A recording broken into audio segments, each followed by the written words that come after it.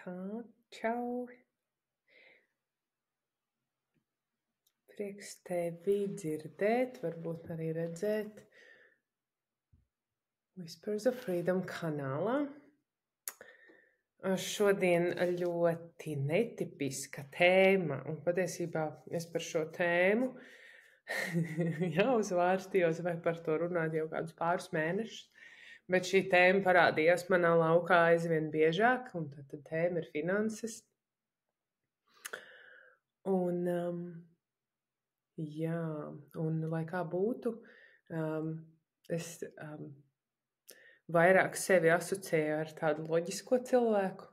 Man patīk Exceļi, cipari, tabulas un tā tālāk. Un tie, kas ir dzirdējuši manu stāstu, zina, ka es ar šo te savu maskulīno pusi diezgan izdegu, tad es viņu noliedzu.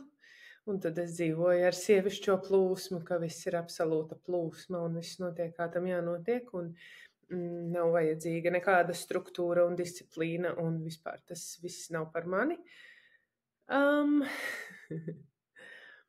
Nu jā, bet no sevis jau neaizbēgsi, un citreiz jāsaprot, kas ir tavs stiprākās puses, un tās jāiemīl, vai ne? Un runājot vispār, vēlreiz, par ko ir Whispers of Freedom kanāls, tad tas ir par tevi un par mani šeit. Es dalos ar savām pieredzēm, ar to, ko es ieraugu, kas notiek pasaulē, kas notiek ar cilvēku. Jā, ar to dalos, lai veicinātu mūsos katrā apzinātību, jo manā sajūtā tikai caur apzinātību, tad, kad mēs apzināmies, kas ar mums notiek, mēs spējam kaut ko mainīt. Un man viena no lietām, man bieži vien arī jūs šeit noteikti to jau dzirdat un dzirdēsiet, tad, kad es kaut ko pasaku un apgalvoju, tad man tūlīt pat ir pretruna galvā. Tiem, kas man pazīst personīgāk un ilgāk, noteikti zina, ka arī tā man dzīvē ir ar kādu runājot. Bet, jā, ne tikai tā mēs varam kaut ko mainīt, citreiz dzīve pati mūs ved un maina, bet tas mēdz būt sāpīgāk nekā tad, kad mēs apzināmies paši un paši ejam ar savu atbildību, un labāk mēs paši izvēlamies ēst veselīgi nekā tad, kad mūsu slimība nogāž, un tad mēs sākam domāt par to. Un tas tāds viens piemērs. Un jā, un tā ir manā laukā. Un ko nozīmē manā laukā? Man pašai šī tēma vienmēr ir bijusi aktuāla, un pie manis sāk nākt klienti uz sesijām, kur šī tēma uzpeld, un visbiežāk ir tā, ka viņi nāk pēc kaut kā cita, bet šī tēma parādās. Un par to būs vēl viens podcasts, par to, ka tu nevari aizmeditēt savas problēmas prom, un tu nevari aizmeditēt savas finanšu problēmas prom. Ja tev ar finansēm viss ir kārtībā, tad šis noteikti nebūs tev, šī tieši epizode, lai gan būs varbūt interesanti dzirdēt mazliet manu stāstu. Jā, un man vienmēr patīk domāt par to, ka kā tu dari vienu lietu, tā tu dari visas lietas. Un bieži vien arī caur to, kā mēs rīkojamies ar finansēm, mēs varam paskatīties, kā mēs rīkojamies citās lietās, situācijās, attiecībās. Un šis ir ļoti interesanti un ļoti bieži, ka tad, kad mēs arī mainām vienu lietu, sāk mainīties arī citas, kā mēs attiecamies pret citām lietām. Un šis ir interesanti, jo ļoti bieži mēs sevi neredzam, kā mēs piemēram, uzvedamies attiecībās no malas. Mums liekas, bet tur jau ir miedarbība ar otru, un mēs varam nepamanīt, vai nepamanām, ka mēs darbā kaut ko daram tā vai citādāk, vai vispār kaut kādā attieksmē pret sevi. Bet finanses ir tās lietas, kas ir ļoti redzamas. Tātad mēs redzam, varam izmērīt, saskaitīt, un tas ir saprotams, ja mēs izvēlamies to darīt. Un šī ir tā viena lieta, lai kā būtu vairāk vai mazāk sievietes, ir tās, kuras klausās šo podcastu, un arī pie manis vairāk nonāk tieši sievietes. Un pie manis, lai kā būtu, vairāk nonāk sievietes, kuras ir vairāk plūsmā, vairāk šajā sievišķajā enerģijā, kur nepatīk disciplīna, un nepatīk struktūra, un nepatīk rāmis, un nepatīk tas viss. Un tā vēl viena pārliecība, ko es esmu sapratusi un pieņēmusi, ka tas, kas visvairāk nepatīk, ir tas, pie kā ir jāstrādā visvairāk. Jo tas, kas mums sanāk dabīgi, tas mums sanāk dabīgi. Nu, piemēram, ja tev sanāk dabīgi valodas, tad viss ir forši, iespējams, ka nezinu, tu vari kļūt par tulku, bet tava sliktā puse ir pacietība. Bet skaidrs, ka, ja tev valodas vienkārši padodas labi, tad tu nevari vienkārši tikai mācīties valodas. Tu gribi par tulku, tev būs jāstrādā pie tās pacietības, lai tur veidotos tas balanss un tu spētu izmācīties par tulku. Un es par finansēm šobrīd gribēju parunāt no kaut kādas citas puses. Ne tikai no enerģijas puses, par manifestācijām, un arī mazliet tam pieskaršos. Tu vari nopelnīt tik, cik tu iztēlojies, un mēs naudu piesaistam, un nauda ir enerģija, un tā ir viegli jāplūst, un viss šis ir zināms, un tas viss ir forši. Un tad ir tā otra puse, kas saka, visam ir jābūt disciplīnā, kārtībā, jābūt tur visam saplānotam, visiem naudas līdzekļiem ir jābūt saplānotiem, jābūt investīcijām un tā tālāk. Un kā jūs dzirdat, tajā ir divas puses. Ir šī sievišķā un vīrišķā puse. Un manā pārliecībā tā patiesība ir tur pa vidu. Tā ir arī tā mana pieredze šajā, kā es to jūtu un kā tas strādā man. Un kāpēc es par šo tēmu tik ilgi negribēju runāt? Man liekas, es taču neesmu nekāds ne finanšu eksperts, ne finanšu coach, ne kaut kāds guru šajā, un šeit vispār vairāk runāju par tādām citām lietām. Bet, jums interesēs, ņemiet par labu. Jā, tātad es pastāstīšu kaut kādus savus mazliet posmus tieši attiecībās ar finansēm. Un es kaut kur teikšu mans un kaut kur teikšu mūsu. Mēs ar vīru esam kopā 17 gadus, principā no maniem 18 gadiem. No brīža, kad naudu mēs sākām pelnīt, un tad tas nozīmē jau, protams, ka daudz kur tas ir mūsu. Un arī mūsu attiecības ar naudu, kā savstarpējās, kā tas, kā mēs darbojamies ar budžetu kopā, jo gan es pelnu, gan viņš pelna, un tās attiecības, kā mēs veidojam kopīgu budžetu vai neveidojam budžetu, vai ir bijis dažādi. Par to es gan, ja būs interesi, kādreiz citreiz pastāstīšu. Bet jā, tā pirmā naudas pratība, kas bija, man liekas, ka pirmā grāmata, ko es lasīju, bija Bagātākais vīrs Babilonijā, man liekas, ja es nemaldos. Vai ne, Bodo Šēfers, kā kļūt bagātam, vai kaut kā tā viņa saucās.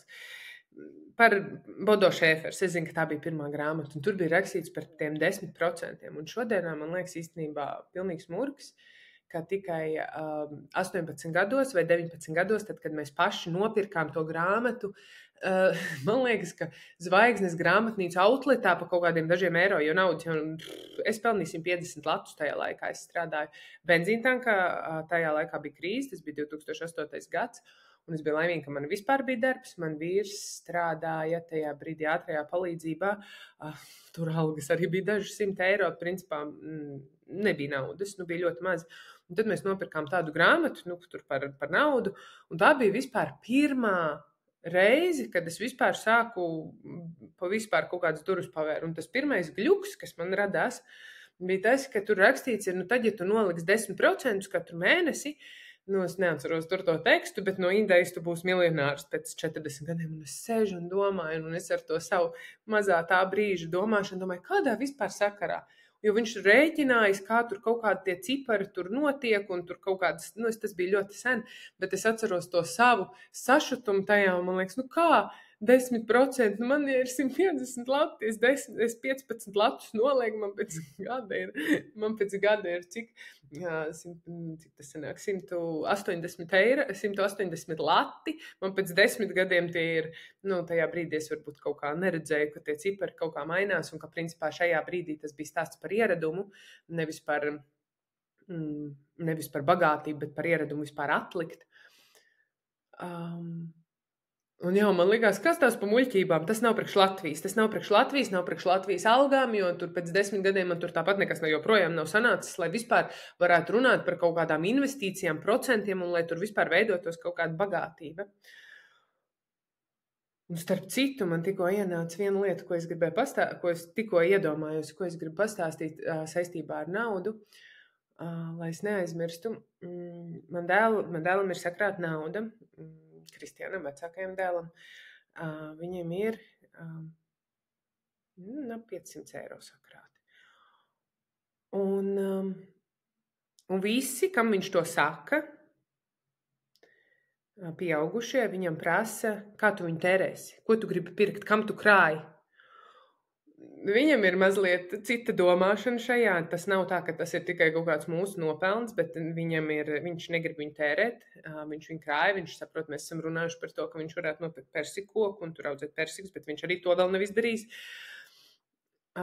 Bet tā doma ar to, ka mums skolā nemāca šo te finanšu pratību, patiesībā mums liekas, ka tā nauda ir jāiztērē. Kāpēc tas bērns ir jāradina? Iedomājieties, ja bērns no bērnības visu laiku tiek radināts, labi, jākrāj naudu, nevajag visu iztērēt, bet tu sakrāji un tad tu iztērē. Kam tu krāsi? Ritenim, es nezinu, telefonam, kam tu krāsi? Bet nauda var vienkārši būt. Mūsu, man liekas, ka kaut kā tā man te jāsakrozās. Jā. Mūsu tādi, piemēram, mans opaps, kuram ir 90 gadi, un es domāju arī vēl paudzi pirms tam, kas ir baby boom paudze, viņiem nav tendence iztērēt visu naudu. Tālāk milēniāļi un jaunāk tur ir citas vispār problēmas, un iespējams, ka kaut kādā laikā arī nebija svarīgi tik daudz runāt par naudu un par to, ka naudai vienkārši ir jābūt, ka nauda nav obligāti jāiztērē. Bet šajā brīdī es redzu, ka tā ir problēma. Labi, es sāku stāstīt par tiem 10%, ar to vispār sākās kaut kāds tas ceļš, bet es atceros, ka neko jau baigi neizdevās nolikt, it kā mēs likām, bet atceros, kādā krāsā izskatījās mūsu zeķe, kurā mēs sākām abi divi likt tos 10%, un tad es tur vienmēr kaut ko ņēmu, jo man kaut kam nesanāca, un tad jau cēlās alga, un tā dzīves kvalitāte arī uzlabojās, un par kaut kādiem iekrājumiem. Es pieļauju, ka kaut kādā brīdī mēs kaut ko likām, varbūt kaut kādu pāris 100 eiro mēs varbūt arī sakrājām un kaut kad nopirkām kādu televizoru vai kaut ko tādu. Un tad man liekas, ka tie bija kaut kādi. Mēs dzīvojam Rīgā, dažādos dzīvokļos, vide, kurā es apgrozījos, es strādāju kebabā, strādāju tajā benzīna tankā. Tad es pēc tam strādāju vēl video novērošanas tādā kompānijā un tur pārdevu kameras, un tad jau tā alga bija labāka, un tie ieņēmumi cēlās. Bet tāpat no algas līdz algai, un nekas jau baigi nemainījās. Mainījās, kuros veikalos tiek pirktas drēbes, varbūt kāda pārtika tiek nopirkt, mainījās tas, ka mēs aizējām varbūt arī uz kādu kino, bet tā jau baigi nejūtām, ka no tā mēs būtu tur diži laimīgāki. Un tā notika baigais pavērsiens. Mēs ar vīru izdomājām biznesu. Un tas bizness ļoti labi aizgāja. Un tur bija ļoti strauji, ļoti lieli ieņēmumi arī priekš šodienas. Ja jūs man prasīsiet, cik tas bija, es nezinu, jo mēs neskaitījām. Lai jūs saprastu, ko nozīmē tieši liekot uzsvaru uz to, ko nozīmē, tad, kad tev iedod ar to, ko tu nemāki tikt galā. Daudzi tūkstoši mēnesī tie bija. Un kādu laiku, man liekas, es nepateikšu, ka es nesamelojos, bet kaut kādu gadu, pusotru, man liekas, vai divus, kaut kā tā, arī šie ieņēmumi tādi bija lieli. Un kas notika?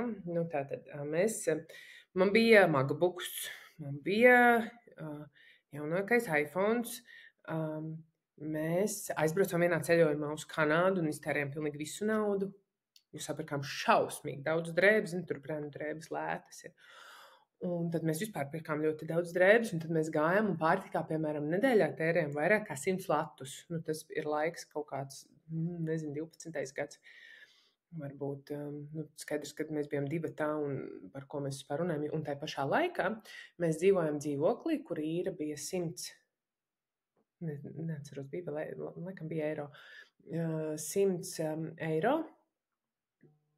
Viņš bija tādā mājā, kur ir 6 dzīvokļi, un visiem pārējiem dzīvokļiem bija sausā tualete. Nu, tā tad veca māja. Kaimiņi bija diezgan tādi maz situēti. Mēs tur dzīvojam, jo tur bija lēti, dzīvoklis bija ok, dzīvoklis bija plašs, mums tualete bija iekšā. Un mēs dzīvojam tādos apstākļos, braukājām ar mani tēta mašīnu, kas bija kā liekā mašīna, un tad mēs viņu tur kaut kad ņēmām un braukājām. Tā pašiem savas mašīnas nebija. Un to naudu mēs tā arī notērējām. Tad, kad mēs aizbraucām uz to Kanādu, mēs atbraucām atpakaļ no tās biznesa naudas, kas tur grozījās, bija palikusi 0. Tad pēc tam, neskaitot ar to, ka mēs nezinājām, ko ar to naudu iesākt, viss forši baudīja dzīvi, bet tā dzīves kvalitāte it kā uzlabojās, un skaidrs, ka ne jau bagātība nevienmēr mēra dzīvokļos un mašīnās un tā tālāk, bet nekāda iekrājuma, nekā jau no tā neradās. Viens gan bija labs lēmums, mēs nopirkām dzīvokli, ko mēs devām uz īri, nopirkām to uz kredīta, jo, tā kā būtu jau grūti bija sakrāt. Un ar visu to, ka mēs nezinājām vispār, ko mēs darām, nauda nāca viegli, viss bija forši, nebija skaidrs likumdošanas un grāmatvedības lietas, un taisījām nepatikšanas, tā, ka tas noved līdz tiesas procesiem un nopietnām nepatikšanām, tāpēc, ka vienkārši neizglītojāmies tajā. Un ar to es gribu teikt, cik ir ļoti svarīgi, šis pat nav tikai par finansēm, bet vispār mēs arī šodien ar vīru tieši par to runājam, ka tev nemitīgi ir jānonāk vidē, kur tu jūties kā iesācējs, ka kaut kādā brīdī tu sasniedz griestus šķietami vai izaudz nākošā līmenī, tev ir jāsameklē vide, kur tu atkal jutīsies kā iesācējs. Kur tu sapratīsi, kur tev ir jāapgūst kaut kas jāiemācās, jo tad, kad tu nonāc nākošā līmenī, tev ir pašam jāizaug līdz tam nākošam līmenim visādās jomās. Šajā mūsu gadījumā mums bija jāsaprot finanšu prātība, mums bija jāsaprot likumdošana vispār, kā veidot biznesu, ko pēc tam darīt, kā viņu attīstīt tālāk, nevis nosmelt naudu un pēc tam viņš viss pazūd. Tur bija tik daudz lietas, bet tad, kad tu to neapzinies, tad ir tā, tad tev uzmet augšā, pārbaudā, tu netiec galā, un tad metam tevi atpakaļ lejā. Un tāds bija arī apmēram šis stāsts, kaut kas jau gan tajā biznesā palika. Nebija tā, ka tur viss bija par nulēm, bet noteikti ne tāda apvāršņa, un tās nepatikšanas, kas tam visam sekoja, bija arī diezgan pamatīgas, un tā bija tāda liela mācība, un tas ir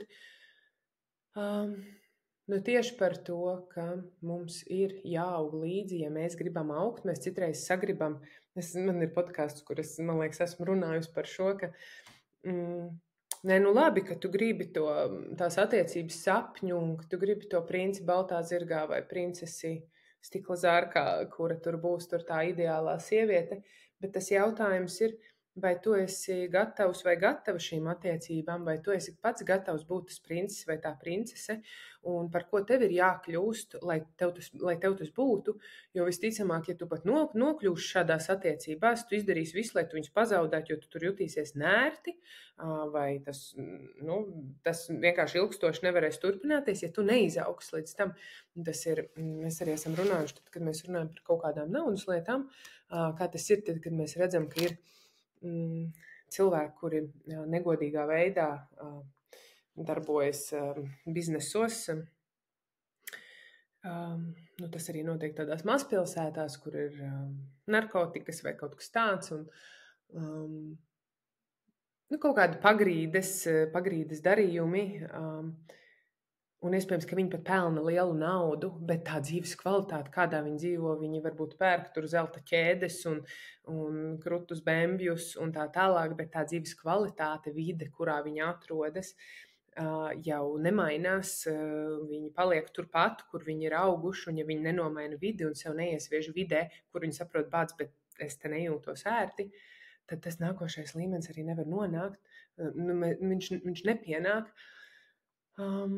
Jā, un tai vidē ir milzīga nozīme tajā izaugsmē, un katru reizi saprast, kas ir tas, kas man ir jāiemācās šobrīd, un tad iemest sevi tai vidē.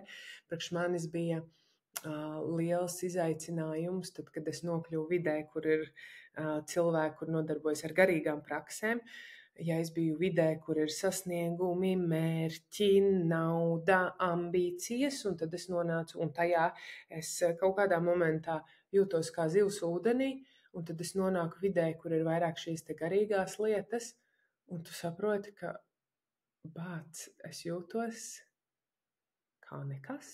Es jūtos kā uz absolūti pirmā pakāpiena, tāpēc, ka tajā vidē tas vairs nav svarīgi.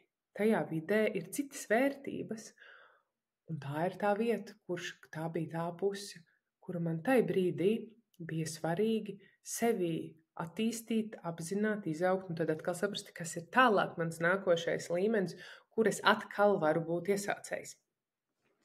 Okay, bet šis ir jau par citu tēmu, bet ir svarīgi ir tik svarīgi būt nostādīt sev punktā, kur tu esi muļķākais istabā. Ir tik ļoti svarīgi, ja tu būsi gudrākais, tas ir ērti, bet tas tevi neved uz priekšu.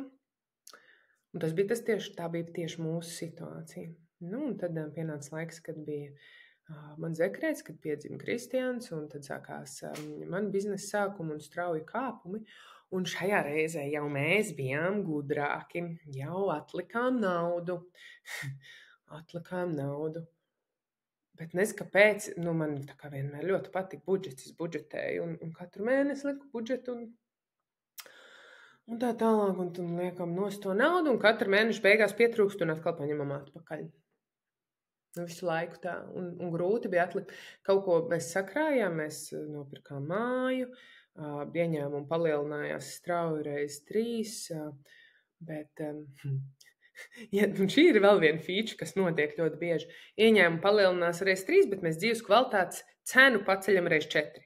Nav jums tā bijis, ka it kā liekas, ka ieņēmumi pieaug, un it kā liekas, ka, nezinu, man ieņēmumi pacelsies par tur kaut kādiem 100 eiro, mēs izdomājam jau, kā mēs iztērēsim, nezinu, ieņēmumi pacelsies par 300 eiro, bet mēs jau esam izdomājuši, jau pirms mēs esam saņēmuši, kā mēs jau iztērēsim 400 eiro.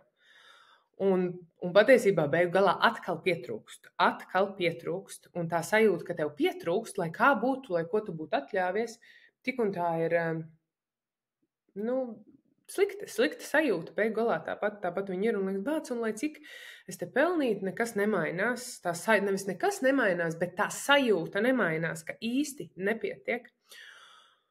Un kas notika, un ilgstošu laiku posmu bija situācija, kur es sapratu, ka tie ieņēmumi ir lieli, un ka tie ieņēmumi ir tiešām vairākas reizes lielāki, bet man bija regulāri situācijas, es pierakstīju, ko es stāstošu. Bet regulāri bija situācijas, ka es pat sev nevarēju nopirkt kleitu priekš kādu pasākumu, un man bija jārēķina, vai es varēšu, vai es nevarēšu, un tas mani veda izmisumā. Ja es esmu stāstījusi daudz par savu lielo izdegšanu, tad šis bija viens no punktiem, kāpēc. Jo man likās, es esmu sasniegusi, ir izdarīts, ir ieņēmumi, bet nepietiek. Tā, ka beigās tev nepietiek kaut kādām lietām, ko tu uzskati, kuras tev pat tā kā pienāktos, kas būtu normāls priekš šiem ieņēmumiem. Un tas man radīja trauksmi, un trauksme bija ilgu laiku, līdz pienāca brīdis, kad man palika viss vienalga. Pienāca brīdis, kad es izdegu. Un tāda es sāku radīt ļoti daudz naudas blokus. Ja pirms tam man nebija problēma, cik vajadzēs, tik nopelnīšu, darīšu un tā tālāk. Bet tā dzīve jau nav Dzīvē notiek viss priekš mums, un skaidrs, ka man bija jāiemācās arī citas lietas. Man bija jāiemācās, ko nozīmē sievišķā enerģija, man bija jāiemācās, ko nozīmē ļauties, ko nozīmē neturēt, nevilkt visu atbildību uz sevi, nebaidīties tik ļoti, paļauties dzīvei. Daudz mācības bija jāapgūst, un skaidrs, ka turpinot augt karjerā un finansiāli, es nebūtu to vispār apguvusi. Un tur bija vienkārši bloks, es tālāk netiku. Un līdz ar to tas stress bija aizvien lielāks, jo man nepietika finanses. Un tad, kad es izdegu, es radīju daudz jaunus naudas blokus. Un viens no tiem blokiem bija, jo vairāk naudas, jo grūtāk. Tad nauda vainīgā. Jo vairāk naudas, jo grūtāk. Jo tad, kad bija mazāk naudas, tad bija kaut kāda vieglāka sajūta. Tad, kad vairāk naudas, tad smagāk, tad ir lielāka atbildība. Jo tad jo vairāk naudas, jo lielāks stress, un tad tas nākošais vēl bija, un šo es zinu, ka tas nav tikai man. Ja neplāno budžetu, ir baigi viegli, un ir daudz vieglāk. Daudz vieglāk dzīvot, daudz vieglāk, ka tad visam sanāk, un tad, kad sāk plānot, tad nekam nesanāk, un tas rada stresu. Tāpēc labāk ir neplānot. Tad ir maz naudas, maz problēmu arī bija kaut kur man šī te lieta. Un tad es sāku ticēt arī tām, ka būt plūsmā ir forši un nauda atnāks tik, cik viņai jāatnāk. Vienmēr viņa būs. Jā, un es arī šobrīd tam ticu ar nosacījumiem, bet. Un jo vairāk iespringst, jo grūtāk. Arī joprojām ticu ar nosacījumu, bet.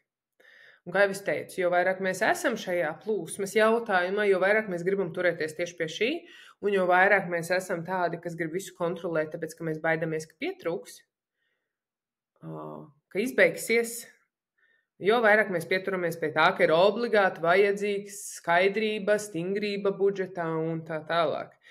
Un jo vairāk mums šie teikumi par to, ka jo vairāk iespringst, jo grūtāk, liekas pilnīgs murgs. Un tā patiesība, kā vienmēr, ir kaut kur tur pa vidu. Un, jā, bet tajā brīdī, kad mēs dzīvojam tikai tajā plūsmā ar to naudu, tāda labklājība jau nerodas. Skaidrs, ka mēs varam iztērēt visu naudu, kas mums ienāk. Mēs varam. Jautājums, cik mēs esam priecīgi ar to. Man bija tieši saruna ar vienu sievieti, kur viņa man teica, jā, bet es labāk jūtos, ka man nav naudas, ka viņa vienmēr atnāks, cik man vajadzēs, ka man nav, ka es labāk jūtos, ka es iztērēju to naudu, jo tad es nopērku, ko es gribu, un tā tālāk, ja es to neizdaru, tad man ir uzrodas kaut kāda neparedzēta maksājuma, un labāk es to naudu iztērēju, un tad es viņu iztērēju tur, kur man viņu vajag. Un tad es par šo daudz domāju, kā tas ir, jo es no vienas puses tā kā varu tam piekrist, bet no otras puses, šis bieži tieši ir cilvēkiem, kas ir pašnodarbinātie, jo tā nauda nāk visu laiku, vai ne? Tad viņa nenāk, un tad viņa nāk. Un no vienas puses neparedzam, no otras puses ļoti paredzam. Tad, kad mēs esam ilgāk tajā. Bet patiesībā, tad, kad šādi tas notiek, tad, ja mēs esam pavisam godīgi pret sevi, drošība jau nerodas. Un tad jūs sakat, jā, bet drošība nav vajadzīga, viss ir tajā ticībā un paļāvībā. Un tad, kas notiek tajā brīdī, ja tu saslimsti, kas notiek tajā brīdī, un nevis pat par to, kas notiek, bet vai tu tiešām jūties tik drošs? Vai tiešām tas, ka tu stāsti, ka ir tik labi un ir tik labi, vai tiešām ir tik labi? Vai tiešām nav sajūta, bāc, es gribētu aizbraukt ceļojumā, vai reku ir šāds kurs, tad man jāņem aizņēmums. Vai arī es paņemšu dalīto maksājumu un maksāšu uz priekšu pēc tam no tiem saviem ieņēmumiem. Pusgadu uz priekšu. Vai nav forši, ja tev vienkārši ir un tu samaksā un aizmirsti. Vai nav forši, ja tev ir nauda, no kuras tu paņem un vienkārši aizbrauc tajā ceļojumā. Vai nav forši, ka tajā brīdī, kad tu saproti, ka tev nav iedvesmu un tu gribi paņemt brīvu, tu vari sev ieplānot brīvu, nebaidoties par to, ka tev nesanāks maksājumiem. Vai nav forši, ka tu vari sev, piemēram, izmaksāt sev naudu tā kā par mēnesi uz atpakaļ, un sapratu tā doma tā kā algu, nevis par tekošo mēnesi. Un tad, kad es uzdevu šos jautājumus, tad atbild bija, protams, ka jā.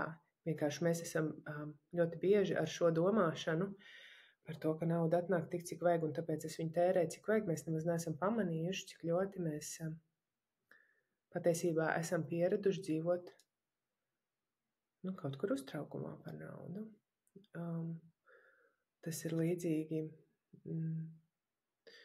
kad ir ēšanas traucējumi, ja viņi saucās eating disorders. Man latviski kaut kā viņš izklausās ar tādu diagnozi, bet ne pat ar diagnozi, bet tās meitenes, kuras vienmēr cīnās par savu tievumu,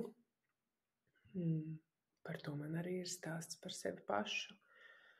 Tās zina, ka nepaiet neviena diena, kad vismaz 10 reizes tu nedomā par to, cik kalorijas, vai es pieņemšos svarā, vai es šo varu ēst, un vai skatoties spogulī es neizskatos resna, bildi sevī skatoties, uzreiz mēs skatāmies, galvenais, lai es neizskatos resna, un cik patiesībā mēs esam saugušas ar tām domām par to, lai tik es nebūtu resna.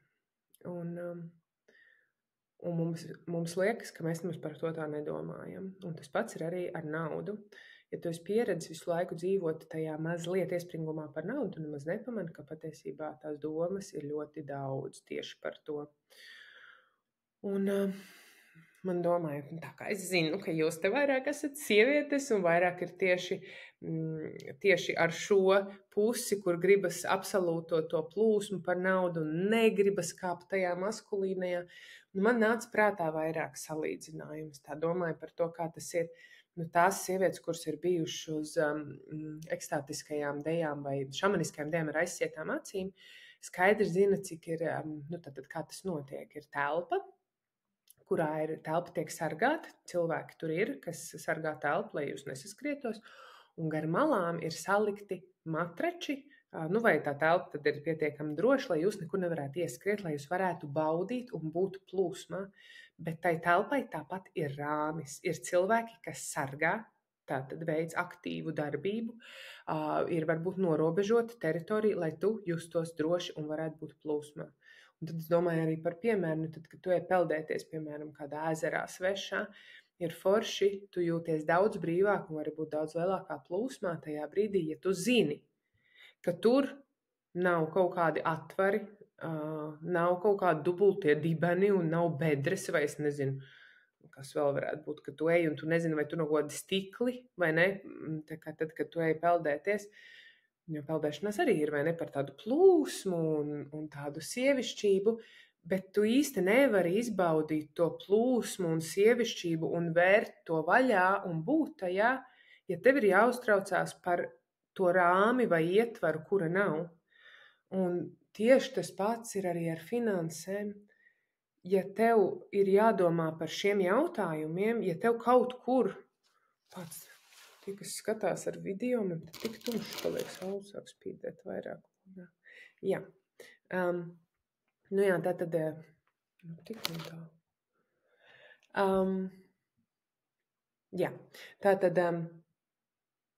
ja tev kaut kur piezogas domas par naudu, kaut kāds uztraukums, kaut kur vai man sanāks labi, bet es nezinu, kā būs, cerams, ka saies...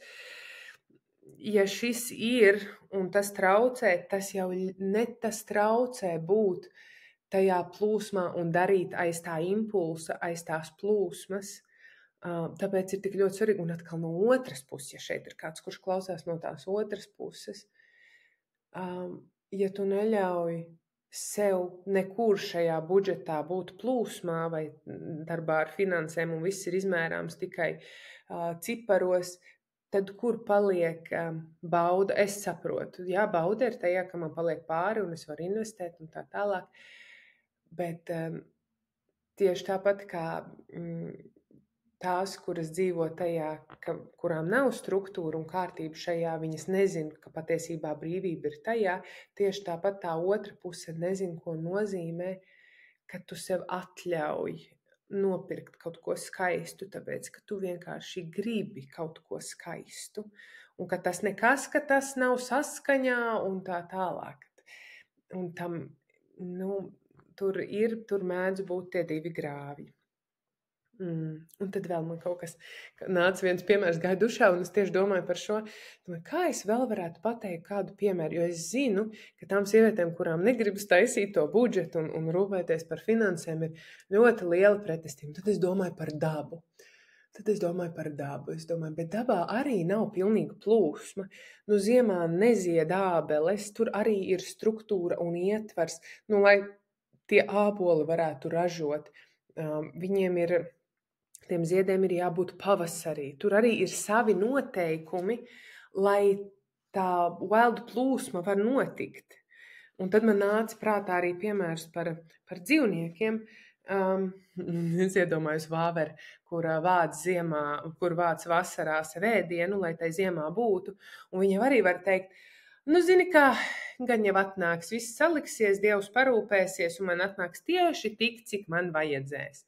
Tad, lai viņa tai ziemā pagaida, lai atnāk tik, cik vajadzēs. Iespējams, ka viņi tā kā pasakās, atradīs kādu, tā kā sienāzīts atradīs kādu, kurš pabaros, vai arī ziemas sākumā, pirmajā dienā apēd visus iekrājumus un saka, gan jau saliksies.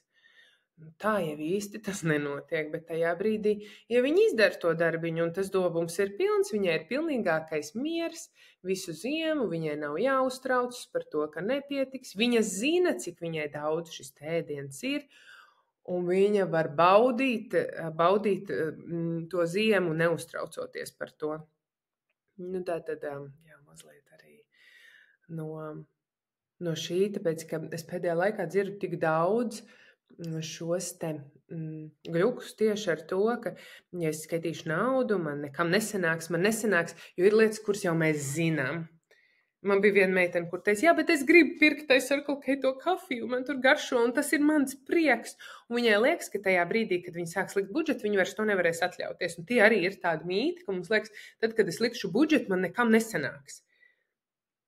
Nē, tā var nebūt. Tas ir tad, kad mēs to gribam darīt tā, kā to dara tie finansisti. Bet tev jau nav jādara tā. Ir kaut kur tā trešā telpa, ir kaut kur tas ceļš pa vidu, kur tu vari.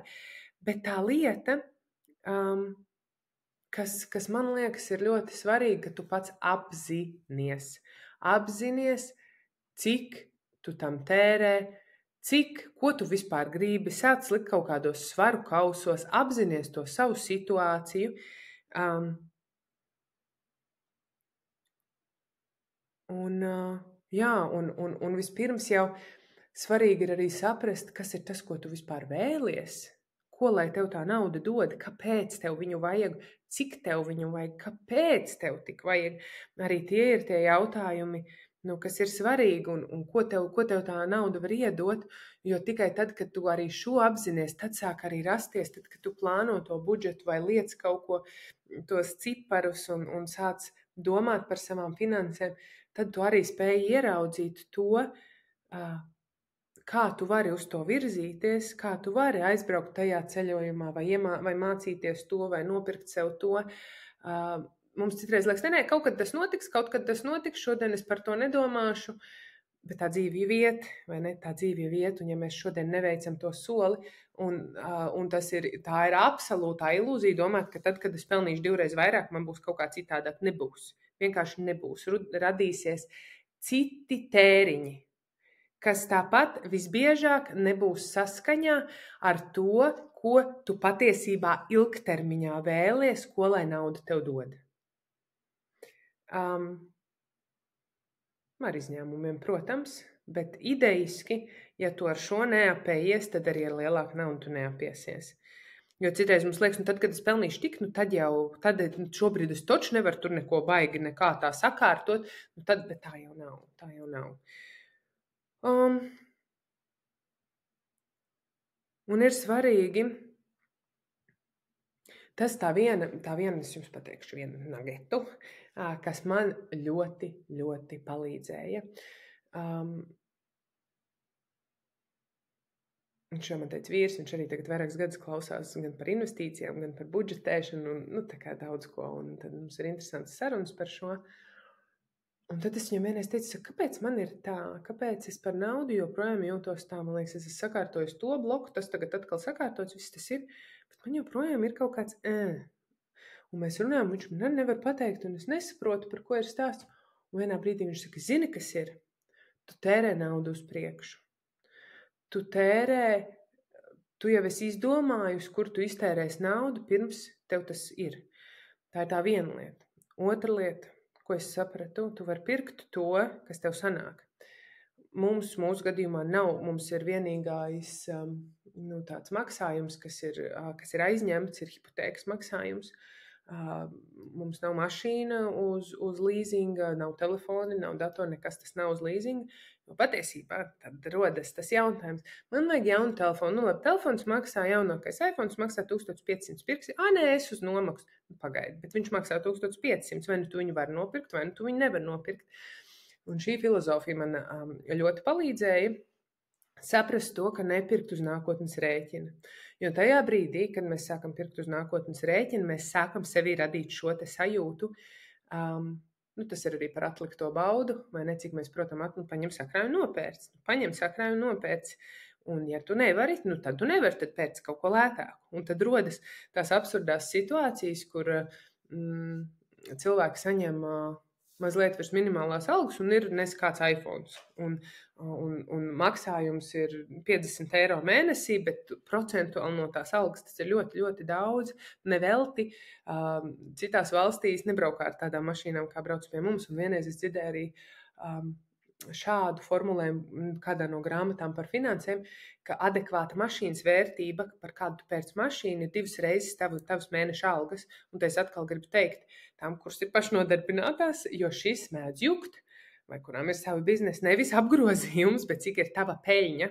Jo tas ir tas svarīgākais, jo ja tu rēķini vienkārši ieņēmumus, man ieņēmumi ir tik, tas neparāda to īsto situāciju. Cik ir tā alga, kas ir tas, ko tu saņem, tad tas reiz 2. Šis bija tāds interesants fakts, un tad es domāju, un tad, kad tu skaties ārzemēs, tad tā tas arī ir, un pat vēl mazāk, bet Latvijā tā situācija ir mazliet citādāk. Jā, bet par to nuggetu, piemēram, ja es nevaru atļauties kursu, protams, ir situācijas, kur investīcija ir svarīga, un es noteikti esmu par, ja tu zini, ka tev ir jāmācās, lai tu nonāk nākošajā līmenī, un ir absolūti skaidrs, ka tev to vajag tagad. Kad mēs sievietes esam šis jautājums ir tik ļoti trikī. Mans vīrs droši vien pateiks, zini, kā 90% tā nav tā situācija. Bet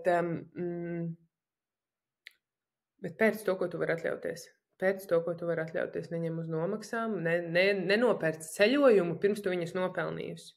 Mēs sākam skatīties ceļojumu, un tad mēs esam jau vēl citreiz pat esam aizbraukuši jau tajā ceļojumā, un tad mēs sākam tam atlikt naudu, tāpēc, ka gribējās tagad aizbraukt, paņēmām no iekrājumiem, vēl, kaut kādu kredītu un tā tālāk, un tad sākam atdot, un tad rodas iesprūdums, tad rodas riebums pret naudu, tad rodas sajūta, ka tev pat liekas vienalga, cik tu nopelni, tev liekas, ka tāpat nav nekādas jēgas, jo nepietiek. Tāpēc, ka tā nauda jau ir, tu jau sen esi iztērējis to baudu tajā, ko viņi tev dod, bet tu joprojām par to maksā, tu joprojām strādā par to. Priekš manis šis bija ļoti, ļoti būtiski.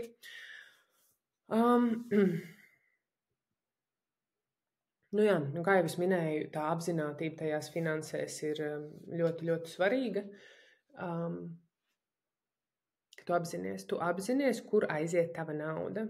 Man ir aplikācijas, man ir Excel, man ir sava sistēma, kā es to daru. Es jau kaut ko domāju, jo man liekas, ka šī ir tā lieta, kas pietrūkst. Ja jūs man rakstīsiet un ka jūs gribat, es padomāšu par to, ka es ar vīru palīdzību varētu uztaisīt kaut kādu, lekcijas vai kaut kādu, es negribētu viņu saukt par kursu, bet es varētu padalīties ar tām lietām, kas mums palīdz ikdienā un, kaut kādus padalīties ar podkāstiem, ar aplikācijām, ar veidu, ko es daru katru mēnesi, ko es daru arī regulāri uz priekšu. tādam ilgākam termiņam, kur mēs virzamies un tā tālāk, kas mums ir palīdzējis sakārtot finanses, un tas nav vienmēr pat par to sakārtot finanses, ka tu nenormāli daudz pelni. Tici man, tas miers, pat tad, kad tu nepelni to pīķi, bet tas miers, kad tu to sakārto, tas ir tā vērts. Zini kā, un tev var būt visjaunākais Porsche, bet ja viņš ir netīrs un izkastē, tu viņā tāpat nejutīsies labi. Varbūt kāds jutīsies, es nejustos. Un tas pats ir arī ar tām finansēm. Ja tev tajās finansēs ir bardaks, vienalga, cik tu pelni, tu tāpat tajā nejutīsies labi. Un runājot par apzinātību, visas tās, kuras saka, jā, es negribu un spītēs, un viņām bail rēķināt, tas ir tas pats, kad tev ir sūdīgi ar veselību, un tu negribi iet pie doktora, jo tu baidies uzzināt, kas tev tur ir, un jo tu ilgāk gaidi, jo lielāks nepatikšanas. Jo ātrāk tu to izdari, jo ātrāk tu vari pieņemt lēmumu, ko tu dari, vai tu kaut ko samazini, vai tev ir jāpalielina, tu vari pieņemt lēmumu, apzinātu lēmumu, tu vari sākt likt svaru kausos, jo tas nav stāsts par to, ka tu sev ierobežo. Man bija viens stāsts kaut kādus pāris mēnešus atpakaļ. Es atceros, es biju Rīgā, iegāju kaut kur gāju, man liekas, puišiem vajadzēja kaut kādas reibes, kaut ko tādu.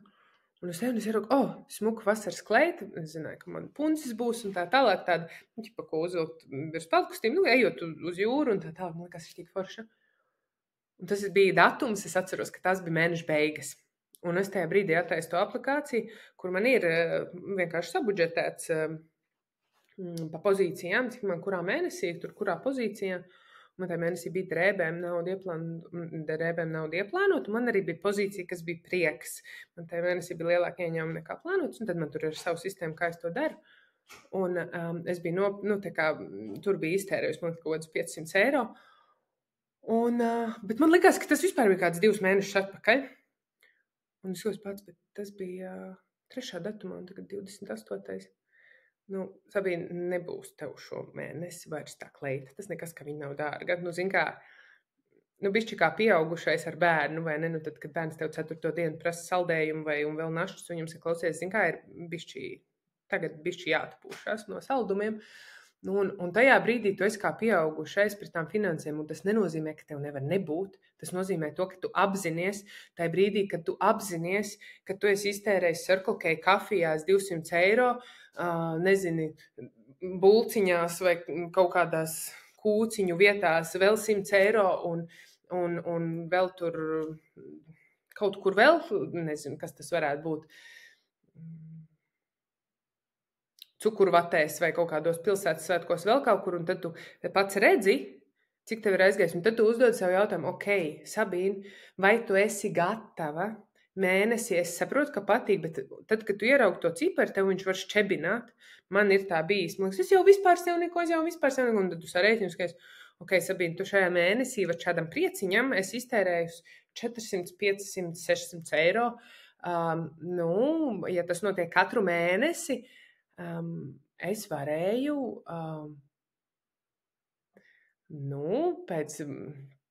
ja es to naudu samazinātu uz pusi, es jau varētu ar vīru aizbraukt kādā ceļojumā, divatā. Tad mēs liekam svaru kausos, bet to var izdarīt tikai tajā brīdī, kad tu esi apzināts par to, kas tur notiek, jo tikai tad tu spēj pieņemt adekvātu lēmumu. Tajā brīdī, kad, nezinu, es esmu nopirkusi sev kakao un aizgājusi uz masāžu, un tad reku vēl tādā kursā pieteikusies, un tad es ieraugu, stop, piebremzējam, tas notika tikko, un es neesmu gatava 70%, piemēram, no ieņēmumiem likt tajā kausā, jo man ir arī citi. Pirmkārt jau nenonākt situācijā, kad mums nesenāk kaut kādiem obligātiem maksājumiem, kas ir essential. Manā gadījumā vēl ir ļoti svarīgi, lai ir brīvie līdzekļi. Tad, lai ir tā, Dievs, cik šie skaisti auskariņi, un tad es izvēlos, ka es tos nopirkšu. Man ir kaut kāda konkrēta summa mēnesī, kas man ir tieši šīm lietām. Tieši šim es nevaru dzīvot rāmī, kurš te ir stāsts par to vīrišķo, sievišķo, ka ir vajadzīgs, tai plūsmai, tam prieciņam, tad ir tās lietas, kas vienkārši man ir svarīgas. Nezinu, tur, piemēram, es eju laminēt skropus un uzacis, un tas ir tā kā man, tāds, kas ir mani tēriņi. Kādam tā ir Circle K kafija, un tad viņi ir, un tad ir tā, kas ir, šis ir kaut kas ļoti foršs. Te ir, aizbraucam uz turieni. Vai, šīm lietām. Un tur rodas tā sievišķība. Bet tev jābūt tam ietvaram ir, lai tas var notikt.